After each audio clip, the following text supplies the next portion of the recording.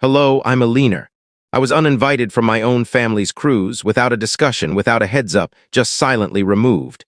My name was scratched off the guest list and swapped out as if I'd never been there. The worst part wasn't being left out. It was how long I'd convinced myself it was a mistake. How many times I'd sat at their gatherings, believing I was part of it, only to realize I'd never truly had a place. And when the crew welcomed me with, "Good to see you, owner," I smiled bitterly. It was true. So why did that truth unsettle them more than their deception ever did? I start my mornings slowly. A mug of tea in my favorite porcelain cup, the one with a tiny chip near the rim I've never replaced.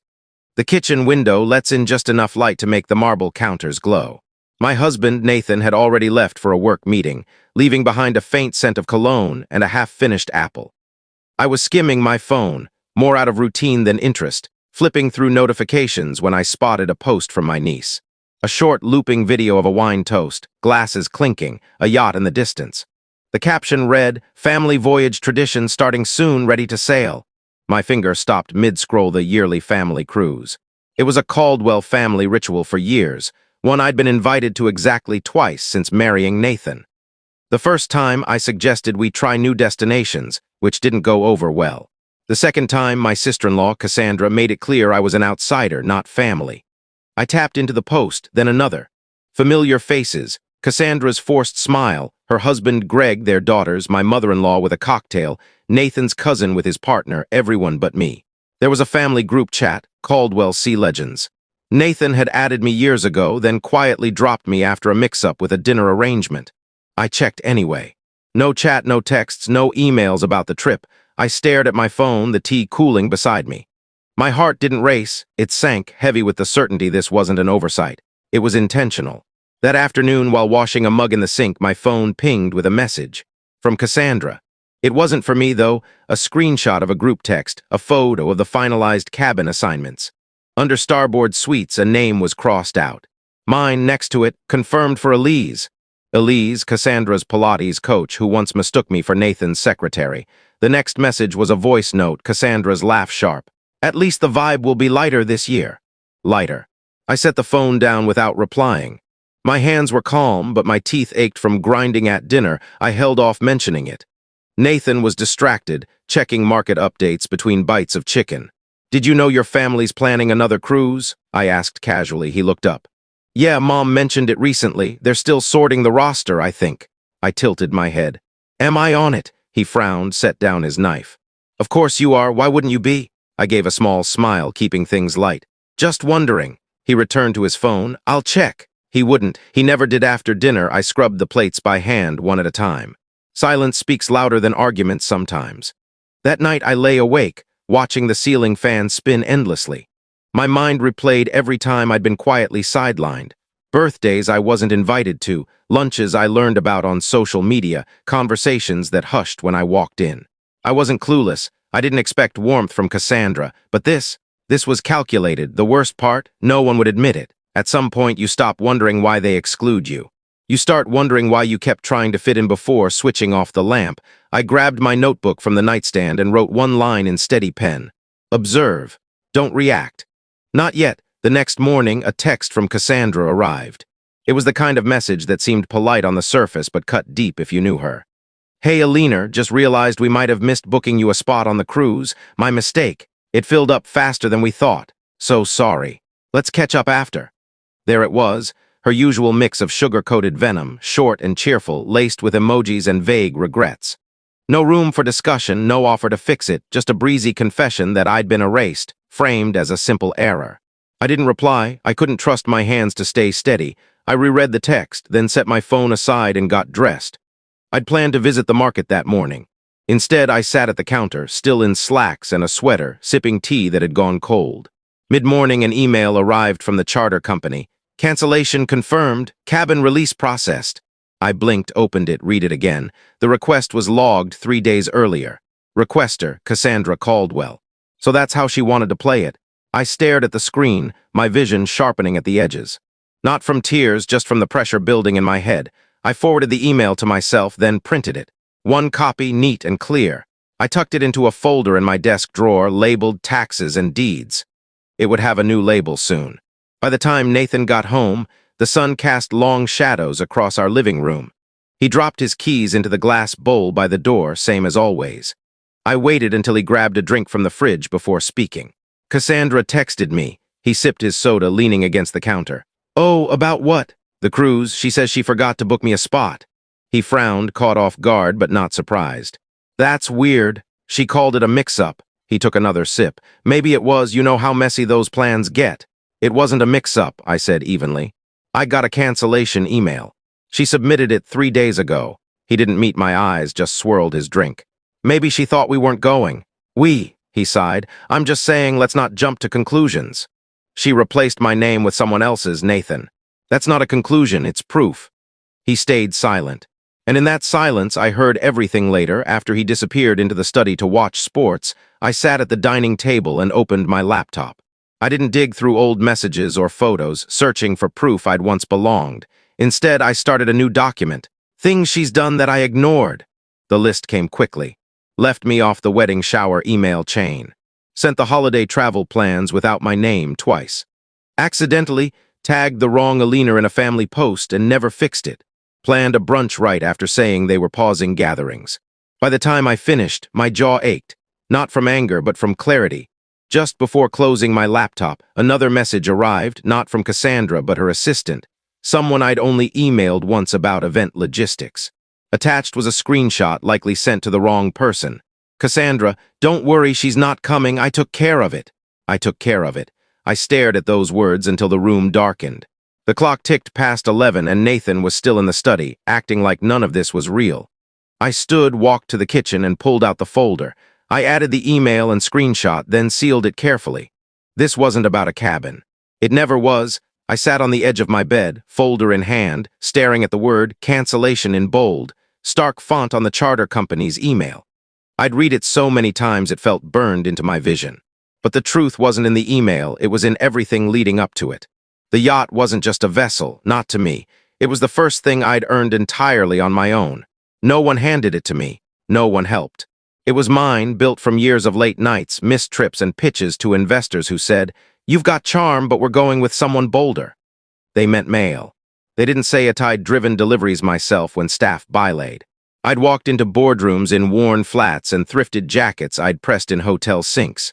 Through it all, I told myself I didn't need their approval. Just make it happen. When the business finally turned a profit, a real one, the kind that made those same investors call back with awkward smiles, I didn't buy jewelry or a car. I bought that yacht. Quietly, no fanfare. I still remember signing the check, my hand steady, a calm settling over me like I'd finally become the person I'd always known I was. And yet, I'd put Nathan's name on the title too.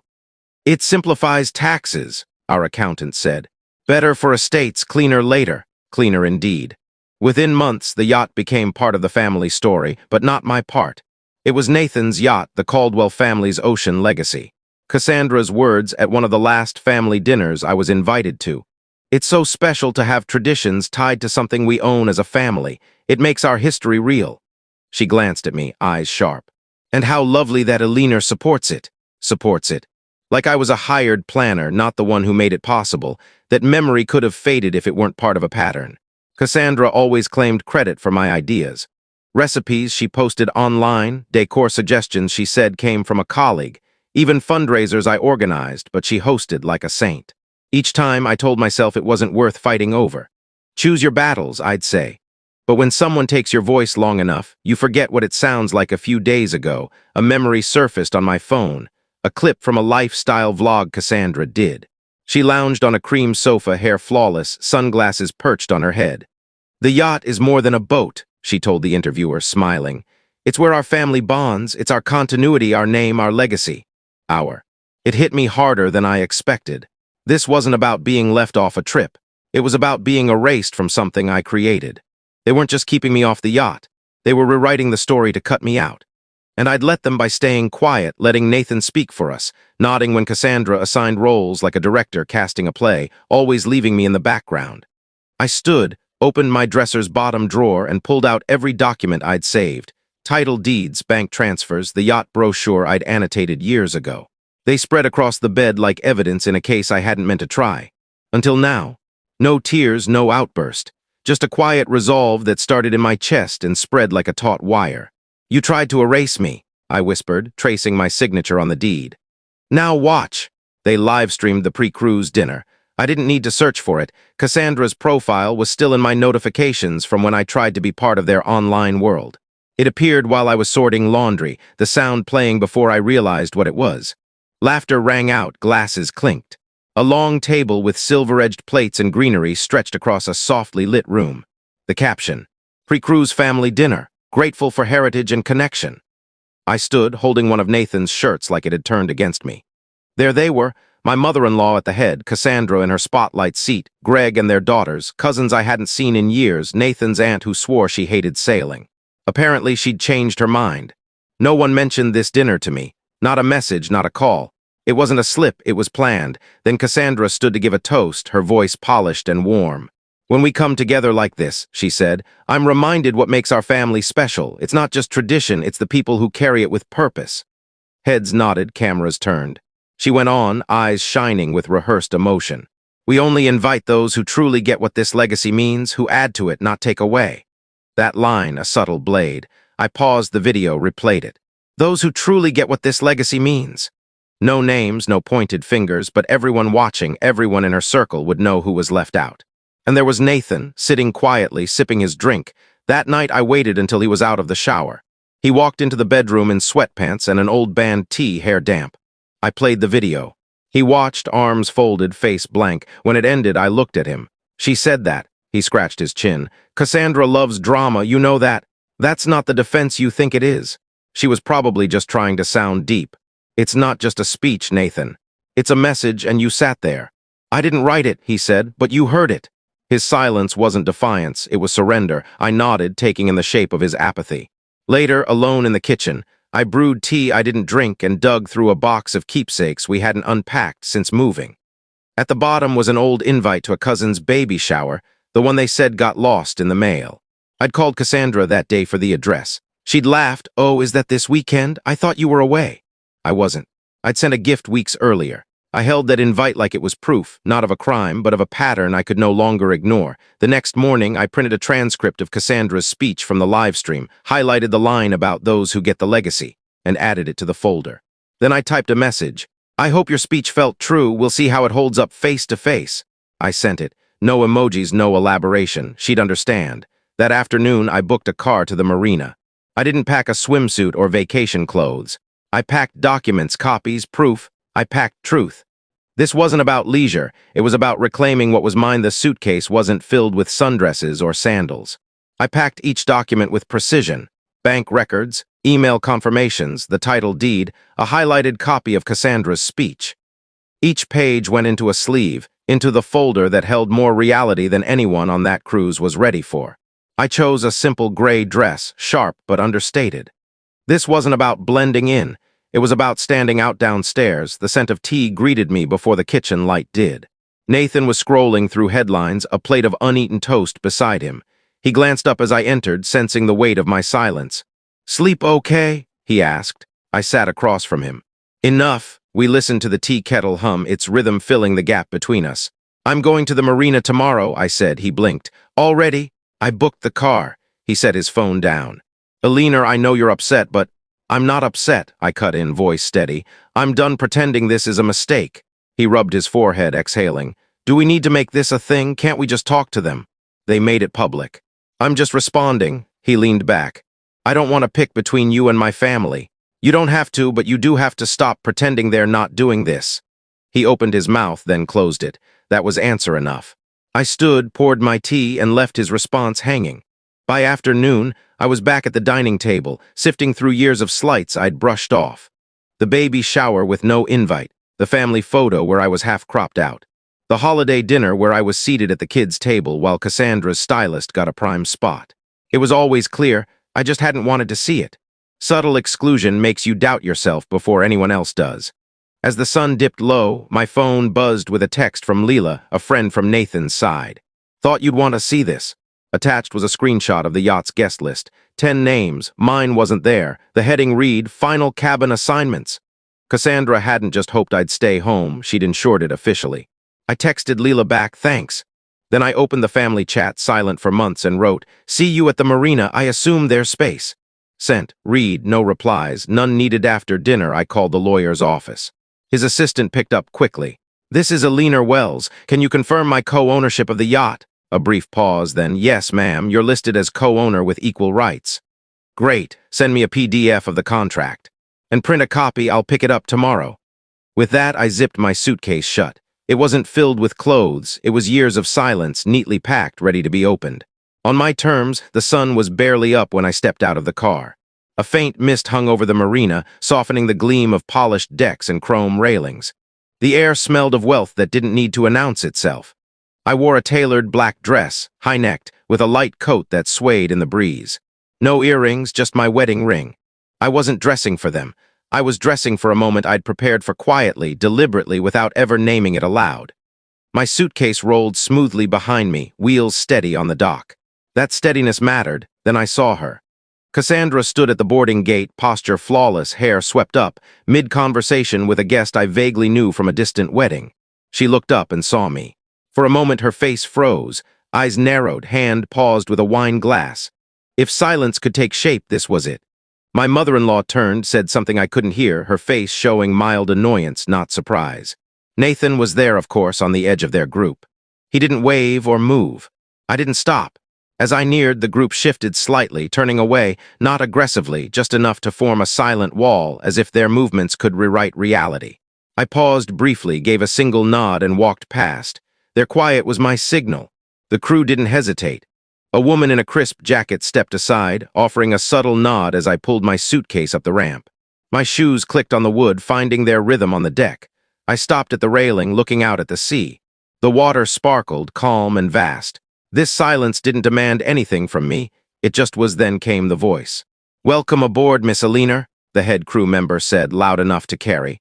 "The owner is now aboard." It wasn't just a greeting, it was a statement. I didn't need to look back to know Cassandra's expression. Shock mixed with fury, her polished mask cracking just enough to show the strain. I'd seen it before in fleeting moments, but now it was on display for her carefully chosen guests. The crew member's voice softened just for me. "We've been waiting for your approval to depart." I met her gaze. "Go ahead." She nodded and headed to the bridge. I moved through the lounge, past the elaborate floral displays that screamed Cassandra, past the place settings arranged to signal rank. I didn't sit or nod. I kept walking through the main room, down the starboard hall to the rear deck. There, alone, I exhaled. The marina receded as the engines hummed, the shore pulling away slowly, like it wasn't ready to let go. I set my suitcase down and held the railing, not tightly, just enough. Not to cling, but to release. I wasn't a guest or an afterthought. I was in charge now. I lingered in the lounge longer than needed, not from exhaustion, but because watching people scramble after an unexpected blow was revealing. Cassandra hadn't spoken to me since we left the dock. She'd made eye contact once as I crossed the deck, more reflex than intent. She wasn't ready for this version of me, the one who didn't shrink or wait for permission. She paced now subtly, adjusting a vase or straightening a name card, as if those small acts could reclaim her control. Her husband, Greg, tried chatting with guests, but their laughter was too sharp, too forced. I sipped iced water, legs crossed, calm. My friend Leela sat nearby, scrolling her phone, but I knew her reporter's instincts were catching every detail. 5 minutes until she tries to spin this," she murmured. I didn't reply. I didn't need to write on time. Cassandra stepped onto the upper deck, phone in hand. From my seat, I saw her tilt the camera to catch the perfect light, the yacht's sleek lines behind her. Her voice turned warm, practiced. "Hello, everyone," she smiled. "We're thrilled to share our family tradition today. The sea reminds you who you are, where you belong. Family is everything: heritage, loyalty, love." I almost smirked at loyalty. She went on, her words like a scripted card. "The people here, they know what it means to build something enduring, not just wealth but memories, commitment." Behind her, a crew member, maybe by accident, maybe not, passed by and said clearly, "Good to have you back, Miss Eleanor, the owner." The camera didn't move, but Cassandra froze. For a moment, the stream went silent. You could hear the engine's low hum, the waves against the hull, a spoon clinking somewhere. She forced a smile, but it was too late. Leela leaned in, eyes bright. "That's going viral in 3, 2. Comments flooded the live stream. "Wait, she's the owner. Spill the tea, Eleanor." "What's the real story?" Cassandra tapped her screen, trying to end the feed, but the moment had landed. It wasn't just about the yacht. It was about a truth she couldn't edit away.